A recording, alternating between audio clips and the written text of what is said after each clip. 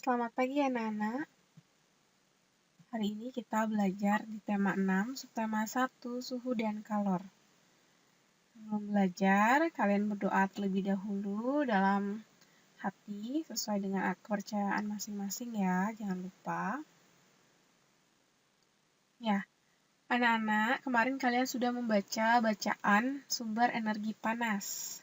Sesuai dengan bacaan tersebut, kita mengetahui bahwa sumber energi panas itu bisa berasal dari matahari sebagai sumber energi panas terbesar, lalu dari api, dan dari dua benda yang bergesekan. Contohnya kemarin kita merasakan panas ketika kita menggosokkan kedua tangan kita, kedua telapak tangan kita. Lalu pada zaman purba, zaman dahulu bisa dilihat pada gambar, orang-orang menggesekkan kayu kering maupun batu. Digesekkan untuk mendapatkan api ya, percikan api. Itu sumber energi panas. Nah, di zaman sekarang sumber energi panas itu bisa didapatkan juga dari listrik ya anak-anak. Kita lihat contoh sumber energi panas pada benda di sekitar kita. Pertamanya kegiatan menanak nasi. Alat yang digunakan panci dan kompor. Nah, kalau panci dan kompor berarti sumber energi panas yang digunakan adalah api dari kompor.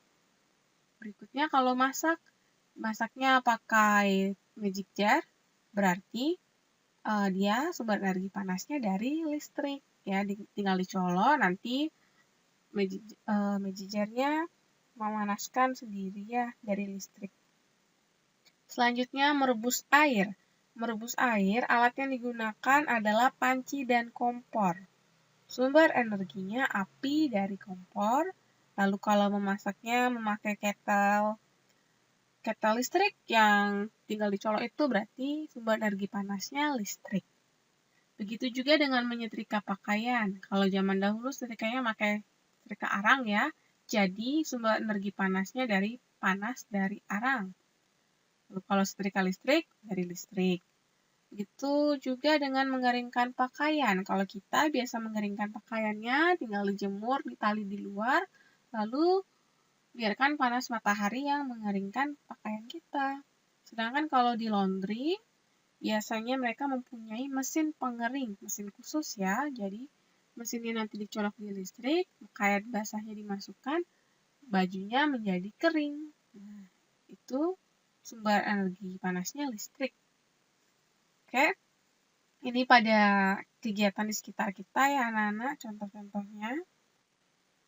Nah, suhu dan kalor. Suhu dan kalor ini tidak sama, mereka berbeda ya, meskipun kelihatannya kadang-kadang orang mengira ini sama.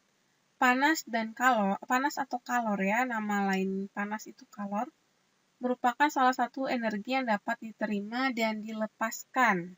Sedangkan suhu adalah besaran yang menyatakan derajat panas suatu benda. Jadi kalau panas itu adalah energinya, suhu itu merupakan besarannya. Jadi suhu ini seperti besaran derajat Celciusnya ya. Kalau di Indonesia kita memakai satuan suhunya adalah Celcius, derajat Celcius.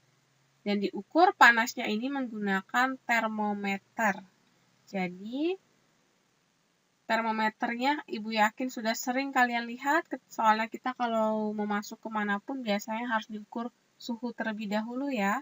Di sini termometer dahi, terus di sebelahnya ada termometer ruangan. Ini untuk mengukur suhu ruangan. Ya. Oke anak-anak. Pengaruh kalor terhadap benda. Jadi selain kalor itu memerlukan panas ya dan melepaskan panas. Nah, kita bisa lihat kalor ini memengaruhi perubahan wujud benda karena dia berhubungan dengan suhu. Di kelas 3 dan kelas 4, kita sudah mempelajari wujud-wujud benda. Itu ada padat, cair, dan gas. Nah, perubahan wujudnya itu ada 6, itu dipengaruhi oleh kalor. kalor itu panas ya, anak-anak ingat nama mudahnya untuk mengingat. Jadi bisa karena dia melepaskan panas atau karena dia memerlukan panas. Kita lihat contohnya. Padat ke gas. Benda padat ke gas itu disebut peristiwanya menyublim. Ini bisa kalian lihat pada kapur barus. Kalau kalian punya kapur barus, kalian taruh di dalam lemari, 2-3 bulan kemudian kapur barusnya sudah menghilang. Nah, ini karena dia mengalami peristiwa menyublim ya. Peristiwa menyublim ini memerlukan kalor, perlu panas. Ya. Peristiwa berikutnya dari gas ke cair. Gas ke cair bernama mengembun. Peristiwanya mengembun. Ini melepaskan kalor. Biasanya kalau anak-anak pernah jalan-jalan pagi ya, masih gelap-gelap gitu, mungkin kalian masih bisa melihat embun-embun yang ada di daunan atau butiran-butiran air. Itu terjadi karena peristiwa mengembun. Udara lalu terkena suhu dingin itu karena dia melepaskan kalor ya. Lalu dia berubah menjadi cair. Airnya tadi itu air-air yang ada di daunan. Jadi itu berasal dari gas pertama, baru dia menjadi cair. Ini namanya mengembun. Lalu cair ke padat. Cair ke padat ini sudah tahu ya. Ketika mau membuat es batu, kita menaruh air tersebut di dalam freezer. Lama-kelamaan, beberapa jam kemudian akan menjadi es batu. Nah, ini namanya peristiwa membeku. Di sini melepaskan kalor. Dia tidak perlu panas ya. Dia perlunya dingin. Jadi kalau hal-hal yang memerlukan panas, berarti dia memerlukan kalor. Kalau dia berhubungan dengan yang dingin, berarti dia melepaskan kalor atau melepaskan panas. Berikutnya, padat ke cair. Padat ke cair, kalau anak-anak makan es krim, terus tinggal di ruangan terbuka, lama-lama es krimnya cair ya. Ini memerlukan kalor, perlu panas untuk peristiwa mencair. Lalu cair ke gas, menguap. Kalau memasak air di kompor, mungkin masaknya pertama 1 gelas, terus lupa ditinggal di atas kompor, pas balik udah airnya lagi sedikit, airnya berkurang. Nah, ini menguap, airnya menguap ke udara.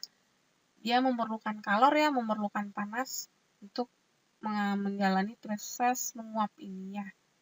Cair ke gas kalau menguap ya.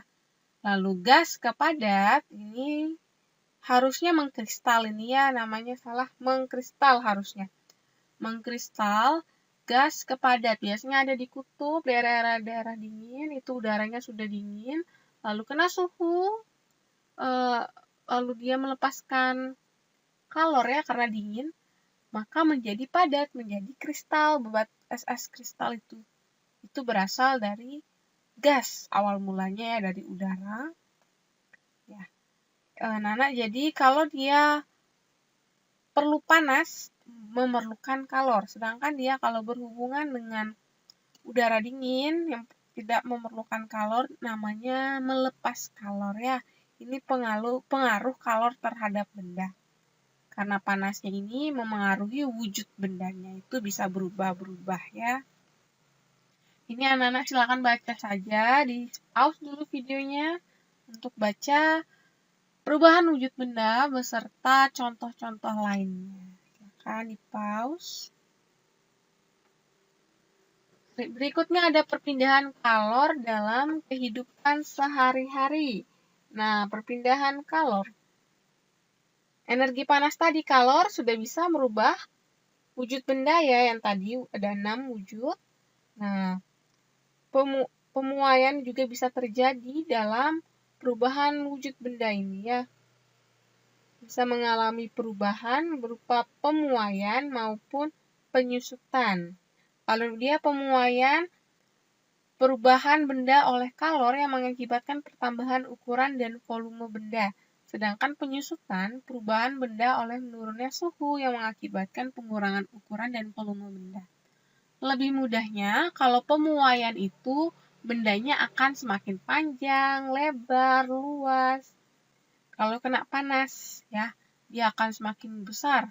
Sedangkan penyusutan bendanya akan mengecil dia, mengalami pengurangan. Itu kalau dia terkena suhu udara yang dingin ya. Itu berbedanya. Jadi kalau kalian lihat, pemuaian pasti terjadi di siang hari, sedangkan penyusutan terjadinya di malam hari ya. Oke, contoh dalam kehidupan sehari-hari. Pemasangan rel kereta yang bercelah dapat mencegah rel melengkung saat terjadi pemuaian. Kalian lihat ini, relnya dibuat bercelah. Ada celahnya ya, atau kosongannya itu supaya kalau kena panas, itu besinya nanti akan memanjang. Dia akan memanjang sehingga kalau tidak diberi celah, itu bisa melengkung rel kereta apinya ya. Kalau dibuat celah, itu akan diberi ruang untuk dia memanjang sehingga tidak melengkung. Oke? Sehingga tidak membahayakan kereta yang melewatinya. Kalau melengkung relnya itu bahaya untuk keretanya ya. Jadi harus dibuat bercelah. Ini karena proses apa tadi? Pemuaian ya. Lalu berikutnya ada gambar ban sepeda yang kempes. Nah, anak-anak kalau punya sepeda ditaruh di ruangan, jarang dipakai, lama-lama di situ bannya bisa kempes. Nah, di sini karena udara dalam ban ini mengalami penyusutan sehingga ban sepedanya kempes. Ya. Oke, ini tugas kalian. Ada 7 nomor. Dibuat soalnya ya. Hari ini kalian buat soal sekalian catatan kalian. Jangan lupa tulis tanggal hari ini. Pertama, panas dapat diukur dengan alat yang bernama, tadi sudah ya. 2. Satuan suhu yang digunakan di Indonesia adalah. 3. Apa yang dimaksud dengan pemuaian? 4. Apa yang dimaksud dengan penyusutan? 5. Mengapa bingkai jendela dibuat lebih besar dari kacanya? Lalu 6. Mengapa kabel listrik dipasang agak kendur atau agak longgar? Jadi tidak tegang ya, dibuat longgar. Oke. Nomor 7 dibuat tabelnya pakai penggaris. Kalian lengkapi contoh peristiwanya kapur barus dalam lemari. Perubahan wujud bendanya apa?